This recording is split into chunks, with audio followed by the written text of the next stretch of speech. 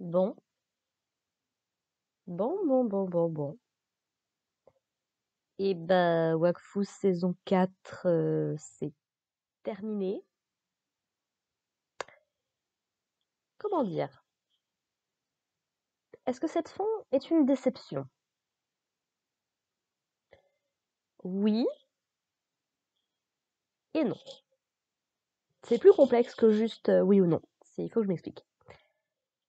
Ce dernier épisode était plutôt bon, objectivement parlant.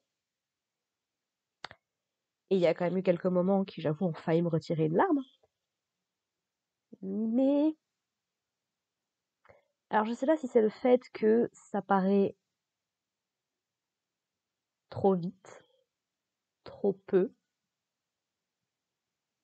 pas assez en fait pour le temps alloué au sel en question. Mais je pense effectivement que cette saison 4 souffre d'un problème de rythme, principalement. Je m'explique.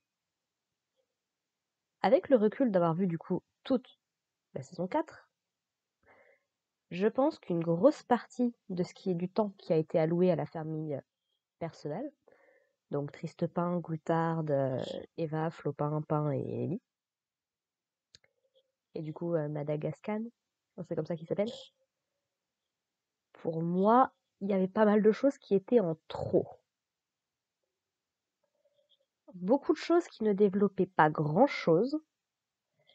Et j'ai plus l'impression que toute cette partie-là, du côté de Pimpin et d'Eva, était plus là dans l'optique de planter des graines pour une potentielle suite.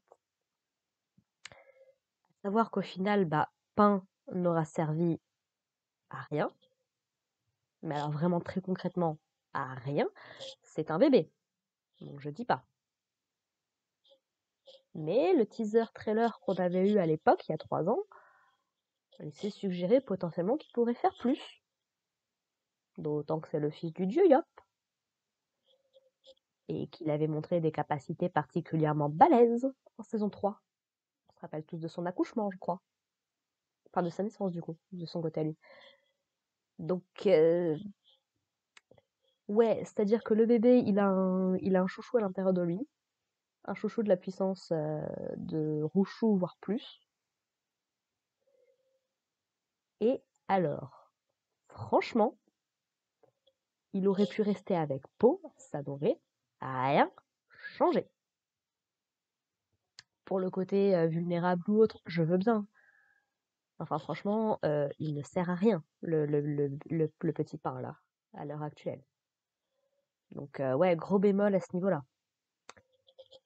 Pareil pour tout ce qui concerne Flopin et Madagascar, du coup, parce que bah, Madagascar, il est hypé quand même comme étant ce personnage ultra badass, mystérieux, machin et tout. Au final, c'est le fils d'Eva, enfin, c'est le père d'Eva. Ouais, il emporte plus ou moins Flopin avec lui. Ouais, et bah, j'avoue que à part pour préparer le fait que Flopin vit sa propre truc et reviendra probablement plus tard, dans une forme très certainement plus badass, dans quelques années ou je ne sais quoi. Ok. Mais bon, voilà. C'est même pour Eva, ça n'a... c'est quasiment anecdotique en fait dans la saison, dans son parcours, dans son évolution, dans... Donc ouais. Ouais. Franchement, on aurait gardé, on aurait enlevé plein de l'équation. Voilà. Même Ellie au final, enfin, globalement, la famille de Tristepin ne sert pas à grand chose, quoi. Contrairement aux saisons d'avant, niveau développement, bon, ils sont là parce que parce qu'il faut bien les avoir, parce que ça reste la confrérie du tofu, mais ça mis à part, pourtant je les adore, hein, Pimpin et Eva. Mais en vrai, est-ce qu'ils avaient vraiment besoin d'être là? Surtout tout le côté Pimpin qui décide de renoncer à sa vie de combat pour se concentrer à sa vie de famille. Quelque part qu'ils aient pas participé à la bataille finale, est-ce que ça aurait pas été mieux? Je me pose la question. Parce que Ouais, j'ai vraiment le sentiment qu'on est allé nulle part avec ce côté-là des personnages. Et c'est vachement dommage parce qu'il y avait très certainement des trucs à faire. Notamment d'essayer de mettre Clopin un peu plus en avant. Mais il est mis en avant pendant 1 ou 2 épisodes grand max. Et c'est tout. Donc bon. Bon bah voilà. Ok. Du côté d'Amalia, elle fait un petit speech pour essayer de motiver ses troupes. Et dans ma tête, je pouvais pas m'empêcher de me dire arbre de vie, arbre de vie, arbre de vie. Qu'est-ce que tu fous? Parce qu'on se rappelle quand même que l'arbre de vie, à l'époque où Nox allait attaquer, et tu vas pas me faire croire que Nox est une menace plus dangereuse que les Necroms. Parce qu'ils fonctionnent globalement sur le même principe. On aspire le Wakfu, et basta. À la différence que, quelque part, Nox avait une intention quelque part noble derrière ses actions, ou en tout cas qui pouvait être excusable ou explicable, à défaut. Là, du côté des Necroms, bon. C'est un petit peu ça qui est rigolo aussi, parce qu'ils avaient attaqué les vergers. Ok. Puis ils se sont barrés. C'est niveau menace, bon, c'est ok. Ils ont été suffisamment polis pour attendre que tout le monde se réunisse. Ok. Ok, ok. Mais ouais, c'est vrai qu'Amalia a pas énormément de développement non plus, encore une fois, dans cette saison. Et c'est vachement dommage. Parce que elle reste quand même la protectrice des Sadida. Ça reste quand même la princesse Sadida, qui a un lien particulièrement profond avec l'arbre de vie. Plus encore quand on apprend à la fin de cet épisode qu'effectivement, bah, Datura se trouve tranquillement, peinarde, à côté de l'arbre, du petit hôtel de l'arbre de vie. Je me dis, mec, poupée, connexion, protéger son peuple, quelque chose? Non? Franchement, il aurait pu y avoir un truc à faire avec entre l'arbre de vie qui est alors lié jusqu'à quel point à l'arbre Sadida, à le dieu Sadida, je ne sais pas. Enfin, Datura est quand même une des poupées du dieu Sadida. Il y avait un truc à faire. Et avec Amalia. Mais visiblement non. Non, Amalia, elle a un petit boost de puissance grâce à l'héliosphère, et puis c'est à peu près tout ce qu'elle fait dans cet épisode. Je veux dire, même Armand a eu plus de développement qu'Amalia. C'est qu'il y a quand même un léger problème pour moi. Donc bon, Ruel qui, pareil, ne sert littéralement à rien dans cette saison. Alors d'aucuns vont me dire que en saison 1, Goultard avait... Grogal Wagram avait dit que de toute la confrérie, c'était Ruel qui avait l'air d'être le plus puissant. Bon, sur le principe, peut-être, mais enfin, ça n'a jamais été exploité. Et franchement, même sa transformation avec Kamasutar, bon, de un, on l'avait déjà vu. De deux, il fait pas grand-chose de plus que ce que les autres pourraient faire. Je pense vraiment, avec du recul, qu'un des principaux défauts, donc en plus du rythme qui découle d'un autre problème, c'est que avoir voulu garder tous les membres de la confrérie, bah malheureusement, c'est au détriment de la saison 4. D'avoir essayé de donner son petit rôle à tout le monde, d'avoir expliqué des trucs et des machins, fait que du coup, on se perd dans le focus de cette saison. Et du coup, beaucoup de choses ne peuvent pas être développées à leur juste mesure pour que ça frappe vraiment là où il fait mal. Parce que donc, sans surprise, bah y a personne qui meurt dans cet épisode. Tout le monde est relativement safe. Et pourtant, il y a eu une scène mais qui m'a mis mal où j'étais à deux doigts de péter les plombs. Je me suis dit, mais non, ils vont tuer Eva. Mais non, Eva et Owen d'ailleurs. Mais parce que t'as un moment, t'as Eva qui s'est fait avoir par une attaque, qui dit clairement à Papin, sauve nos gosses. Mon Dieu, Papin, s'il te plaît, sauve nos gosses. Parce qu'elle sait très bien qu'en tant que dieu Yop par intérim, on va dire, qu'il est capable de faire des choses qu'elle ne peut pas. Et c'est joli. Et c'est également très beau quand on réfléchit à l'histoire que Madagascar nous a expliquée sur la mère d'Eva. Que elle est morte en donnant naissance à Cléophée et qu'elle a demandé à son mari, au père d'Eva et de Cléophée, de faire en sorte que ses filles n'aient jamais à suivre la voie de l'assassinat. pour ça qu'il les a confiés au roi Sadida. Et donc, quelque part, ça aurait fait une jolie fin de parcours pour Eva, qu'elle se sacrifie pour offrir une meilleure chance à ses enfants. Et que Pimpin, du coup, soit celui qui s'en sorte. Pour tous les personnages, ça aurait été puissant, dramatique, tragique au possible. Et si je l'ai pas assez répété dans mes vidéos, je suis là pour le drama. Donnez-moi du drama. Oui, je vais pleurer, oui, je vais avoir mal. Mais j'estime que dans une bonne série, pour qu'une série soit un minimum crédible, il faut qu'il y ait des morts. Il faut qu'il y ait des conséquences aux actions des personnages. Et à mon avis, c'est un des trucs que les shonen en particulier, surtout ceux qui sont les plus mis en avant et tout, ont légèrement du mal à comprendre. Et alors, mon exemple favori et celui qui me met le plus la hargne à chaque fois, c'est One Piece. Parce que si vous ne savez pas, One Piece et la mort, c'est deux notions qui vont pas forcément très très bien ensemble. Des morts dans le présent de One Piece, réellement confirmées et tout, on en a eu 2 en 27 ans de publication, en plus de 1000 chapitres. Parce qu'on en a eu des fausses morts dans le présent de One Piece, ce qui est d'autant plus dommageable. Parce qu'à la rigueur, il n'y a pas de mort, bon, il n'y a pas de mort, il n'y a pas de mort. Quand tu peux compter sur les doigts des 2 mains, voire plus, le nombre de fausses morts que le manga t'offre, c'est qu'il y a un problème.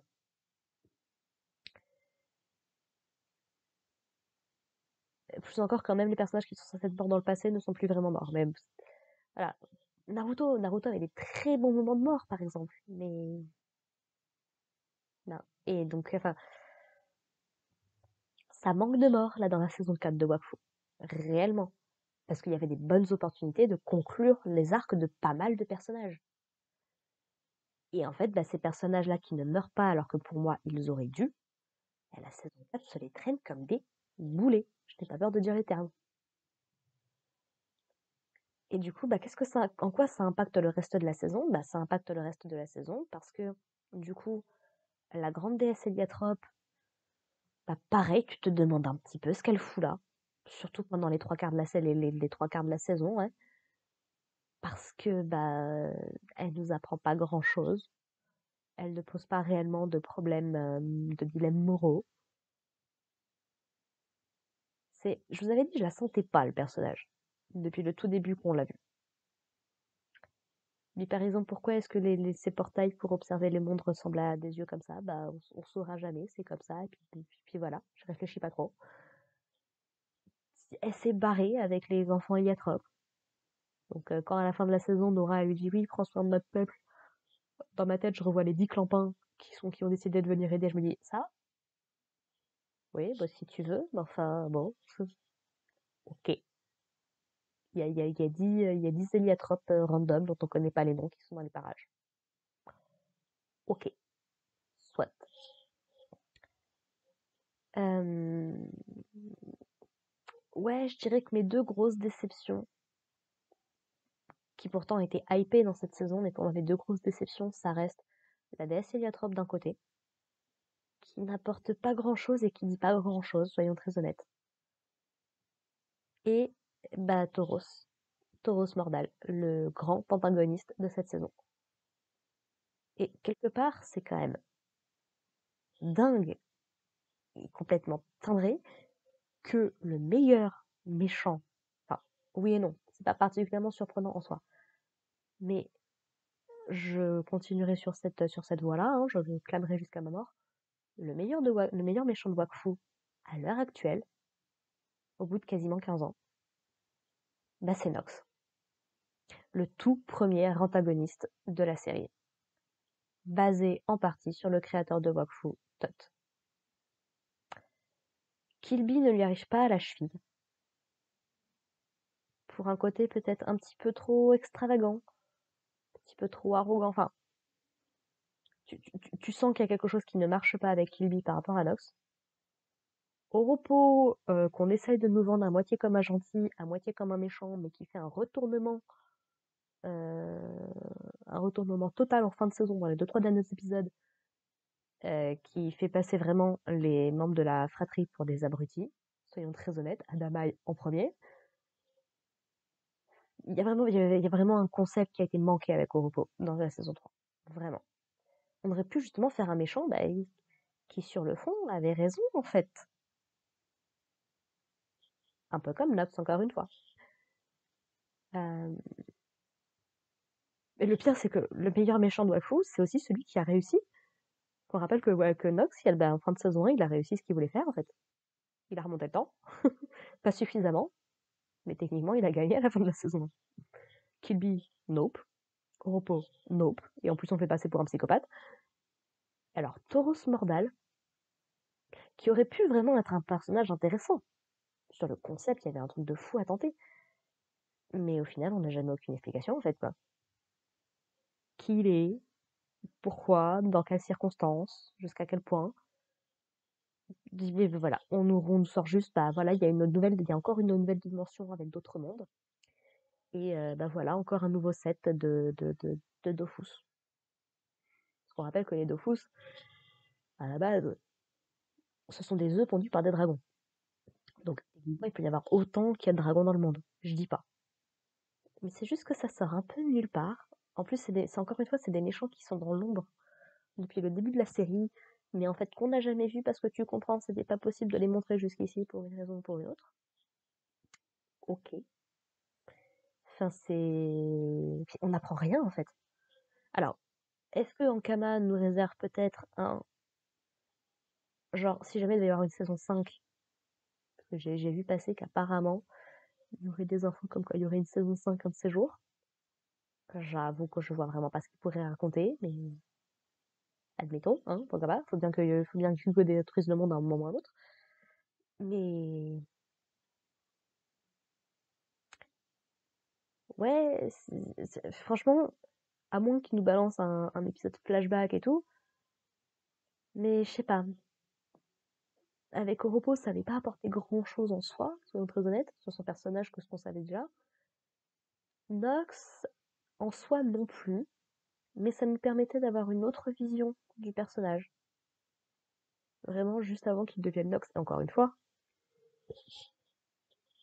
si vous n'avez pas vu l'OAV de Wakfu, saison 1, Nox-Similien l'horloger, allez-y, on peut le trouver sur YouTube sans problème. L'animation est très différente,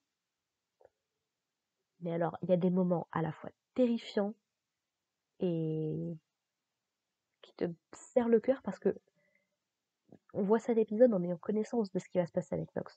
Et donc c'est doublement tragique, on sait qu'il prend des mauvaises décisions, on sait que ça va mener à la mort de ses enfants et de sa femme. Et franchement je pense qu'Ankama devrait faire des trucs d'horreur, un petit peu. Parce que bon Dieu, ils sont quand même vachement doués là-dedans, je trouve.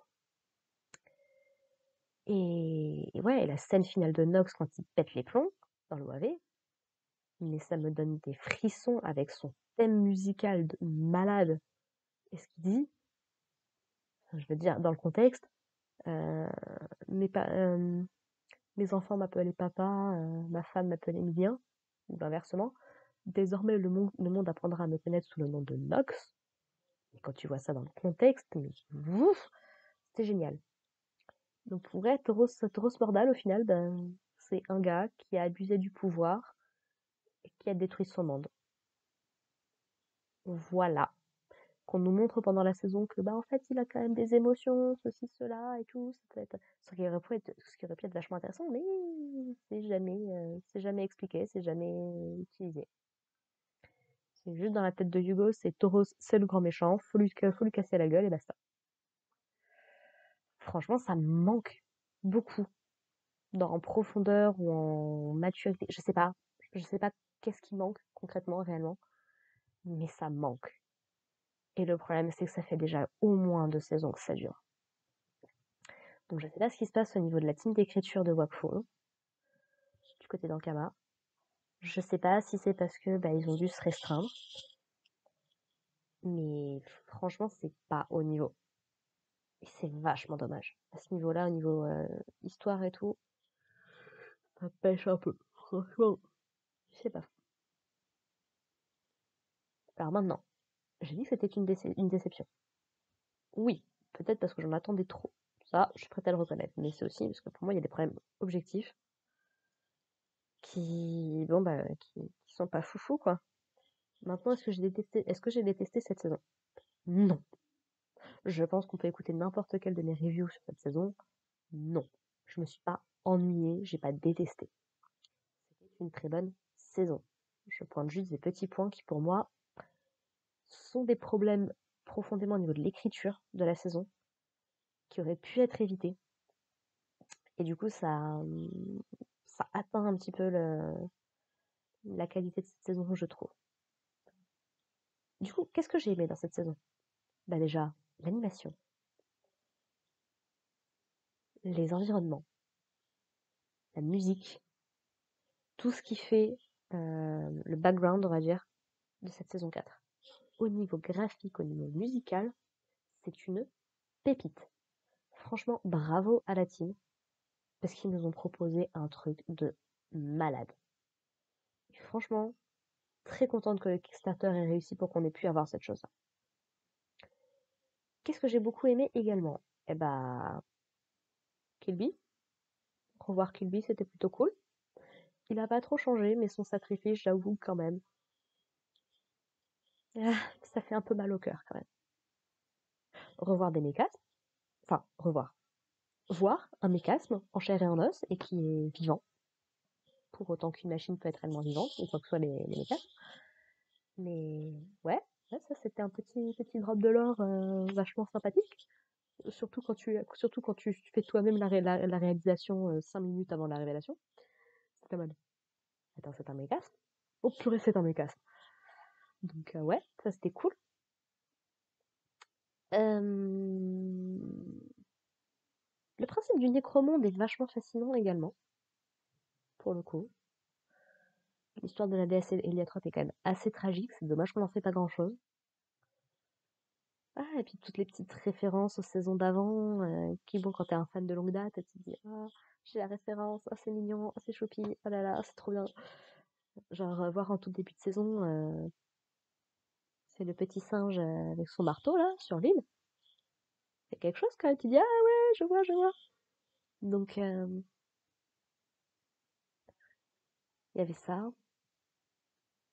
Et je dirais ma grosse révélation sur cette saison, c'est Armand. Je crois que j'en parlerai jamais assez, mais bon Dieu, ce qu'ils ont fait d'Armand, j'adore, j'en veux plus. Tout de suite. C'est dommage qu'il soit mort du coup, mais ouais. Non, voilà, ça reste. Ça reste une bonne saison. Je vais pas cracher dans la sauce non plus. C'était vraiment, j'ai passé un très bon moment. C'est juste que bon, bah, il y a quelques petits trucs qui font que, bon, bah, c'est dommage. Ça aurait pu. Puis la saison, du coup, se termine avec le mariage de Hugo et Amalia. Enfin, avec d'un côté, t'as la famille de Hugo, et puis tu as Amalia qui est morte de rire comme une gamine, elle est toute choupie. D'ailleurs, je sais pas ce qu'ils ont fait, mais je trouve qu'au niveau du dessin, elle était très différente dans les derniers plans. C'est peut-être juste la coiffure qui fait ça, je sais pas, mais il y avait quelque chose de différent. Et puis, bon, par contre, on n'a pas de scène post-générique, ou même de scène dans le générique. Ça se termine vraiment de manière très abrupte, je trouve. Mais c'était aussi le problème de la saison 3, donc quelque part, c'est pas déconnant. Mais ouais, non, ça reste une bonne saison, mais pas parfaite. Donc bon, c'est dommage. C'est dommage. Est-ce que j'avais trop d'attentes? Peut-être aussi. Peut-être aussi, je vais pas mentir. Ça fait, c'était quoi? C'était 2017, je crois, la saison 3. Je peux me tromper, hein, mais il me semble que c'était 2017. Donc ça fait quelque chose comme 7 ans qu'on a vécu la saison 3, et à l'époque, c'était un truc de malade. Enfin, c'était une nouvelle saison de Wakfu que tu pouvais regarder à la fois sur internet et sur la télévision. C'était trop bien. Voilà. Elle est sortie exclusivement, je crois en tout cas, exclusivement sur Internet. C'est dommage, mais bon, je pense que ce qu'il y a à apprendre, il n'y a pas de problème. Et ouais, c'est peut-être que les attentes sont trop hautes. Peut-être que j'étais trop méfiante, trop sur mes gardes, je ne sais pas. Mais bon, voilà, voilà. Donc maintenant, bah, on verra bien ce que l'équipe décide de faire derrière. Est-ce qu'on aura une nouvelle saison? Est-ce qu'on aura autre chose? Je vais me renseigner un petit peu sur le manga que je vois traîner un petit peu depuis un sacré moment. Il me semble qu'il est sur Webtoon, j'ai cru voir passer. Est-ce que c'est de l'officiel? Est-ce que c'est du fanon? Je sais pas du tout. Va falloir que je me renseigne pour voir ce qu'il en est. Puis ouais, voilà, beaucoup d'émotions, mais qui quand même ne permettent pas de cacher quand même beaucoup de problèmes de la série. Donc bon, c'est comme ça arrive. Donc voilà à peu près mon retour sur la saison 4 de Wakfu. Voilà. C'est bilan mitigé, beaucoup plus positif que négatif. Négatif, je suis vraiment plus à pinailler sur des petits trucs qui, moi, ne m'ont pas convenu. Dans le reste est vraiment très bon, je trouve. Donc bon. Sur ce, bah voilà les gens, hein, portez-vous bien, n'hésitez pas à regarder un petit peu ce que je fais d'autre sur la chaîne, ça peut peut-être vous intéresser. Là, j'aimerais bien me refarcir Winx Club, parce que Wakfu, certes, était une des séries de mon enfance, pas que, il y en a deux autres là qui pourraient prendre la place de Wakfu. Code Lyoko, pour voir si, avec le recul, est-ce que c'était si bien que ça ou est-ce que je suis juste à fond dans la nostalgie?